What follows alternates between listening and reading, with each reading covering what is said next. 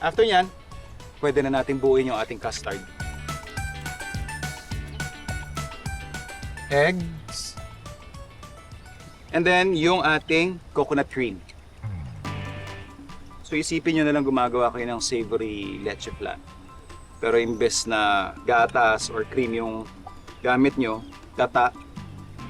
Tapos imbes na asukal, bagoong yung ating pinangtimpla. I'm somewhat careful doon sa pag-whisk natin doon sa ating coconut cream and egg mixture kasi I don't want to incorporate air doon sa ating pinaka liquid. Ang mangyayari kasi dito, if you put too much air, magiging fluffy. Pag steamed kasi yung nangyayari, sa una lang siya maganda. Eventually, babagsak at babagsak siya. So I want this base to be very dense.